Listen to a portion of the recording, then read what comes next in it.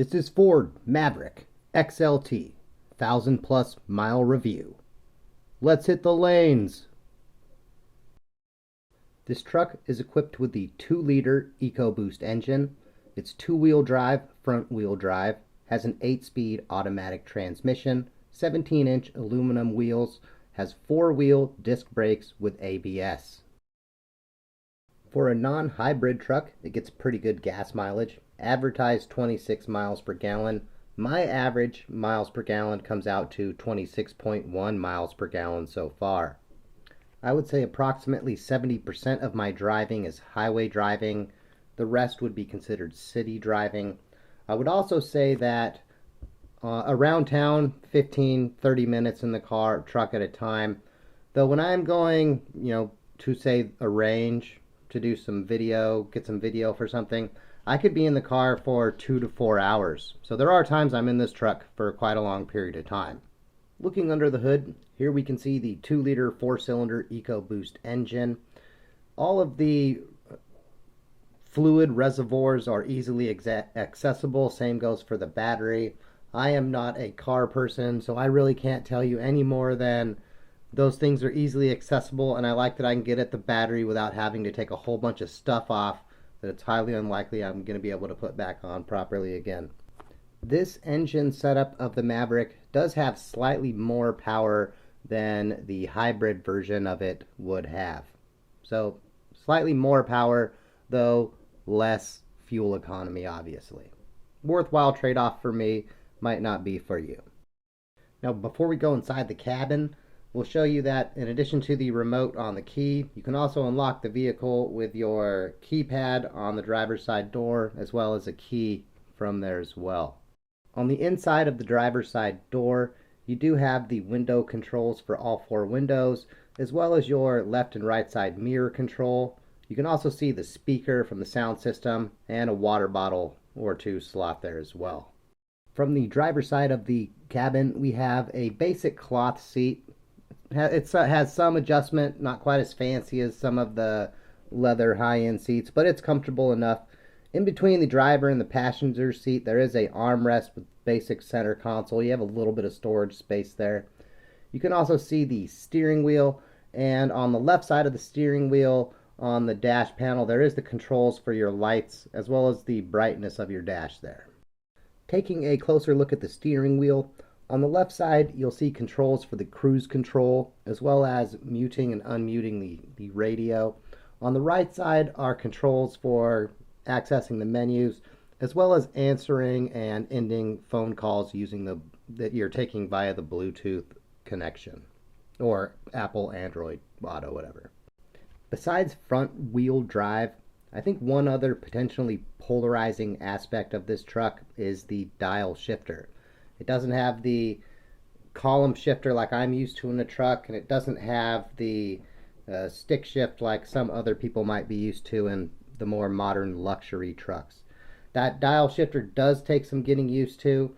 You can't go around the circle on it, so say if you're in drive, you can't go one more click and then into park, for example. Some people might like that, some people might not like it.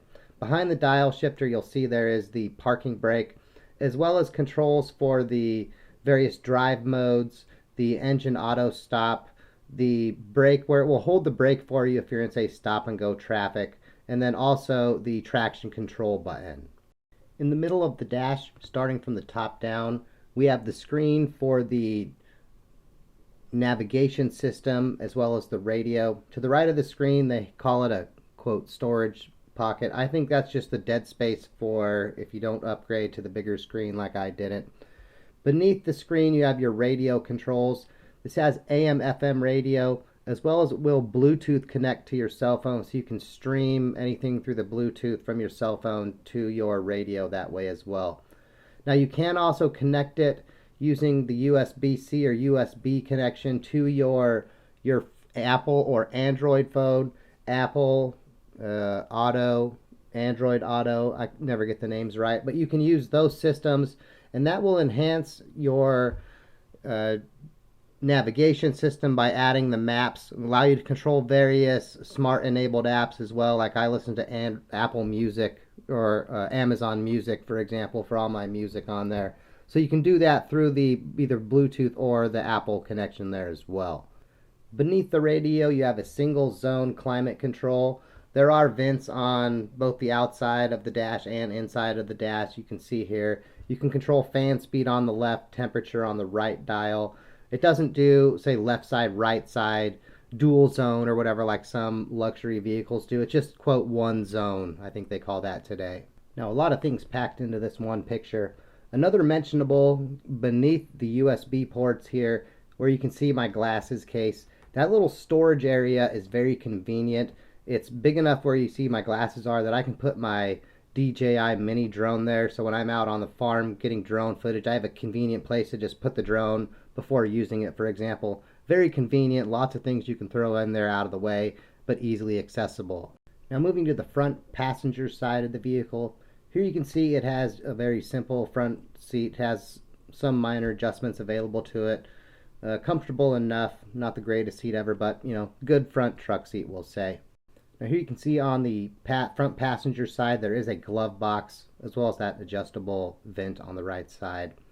Beneath my glove box I have installed a GMRS radio, in case you're wondering what some of those cords are running across various shots. Now all three of the passenger doors on the vehicle have window controls for their windows, as well as little pockets for a water bottle and then an additional, we'll call it snack storage cubby area. The rear seat is a bench seat. You can lift the bench seat. There is a little bit of storage under the seat. Technically it can seat 3 people, though probably 2 I would say the most people would put in there. There is a flip down center armrest, cup holder there in the middle that you can see here. Now between the seats attached to that center console there is a power port. You'll want to pay attention to the limits on that. I can't tell you what all you could use off of it. I'm not an expert in electric ecology. In the back of the front passenger seat there is a storage pocket. This is where I keep a roll of paper towels, obviously some maps, and then my emergency scanner in case it's tornado season. Now here's the back seat in corgi mode. That's for when the little Lord Fred wants to ride along. He has a little space all his own back there. Pretty much all of it. For a light truck, it comes with a nice sized bed. Doesn't include a bed liner or anything, but you can see it does have quite a few tie down points, as well as molded slots in it for 2x4s and 2x6s, so that way you can segment off and use the bed for various projects, whatever they may be. I ended up putting a Truck Zito cover over the bed of my truck, as well as a bed mat, rubber mat or rubber bed liner in the truck. Here you can see the Truck Zito cover rolled up. I felt like this style would allow me to use most of my bed if I needed to use it, above the side rails of the bed.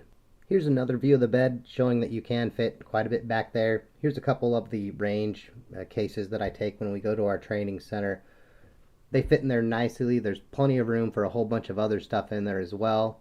And one last mentionable bit about the bed is there is a little storage container here on the back passenger side. So you can't store, I keep my jumper cables in there, but whatever you can fit in there. It is nice having a little storage built into the body. Didn't used to have that back when I was a kid on trucks less size. Now you might be wondering, what was the appeal of the Maverick over some of the larger options, besides it being a truck?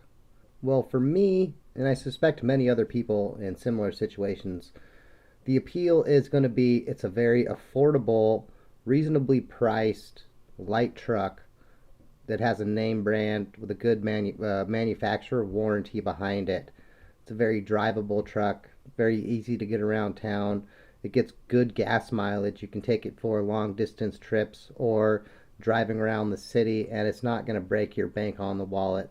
Is it as great as a smart car or a hybrid or whatever? No, but it is good for a truck. Fred is also a big fan of it, even with his tiny legs. In addition to being very affordable, reasonably priced, a very versatile light truck that's very customizable, one of the appeals of a truck at this size and price range and customization and the different characteristics built into it is in my opinion, is it allows consumers to pursue their passions, their hobbies, the things that they enjoy doing. They don't want to break the bank on their vehicle. They want to have a little left over to do what they enjoy doing, which is certainly one of the things that drew me to this truck. As you can see here, I am out here testing out one of our farm drones, getting footage for this video, trying to show off some of the nice angles of this truck and learning how to fly and whatnot.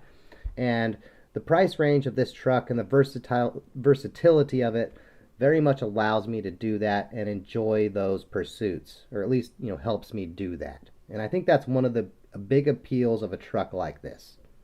Well, anyway, hope you found this video useful. Thanks for watching, and as always, have a good day.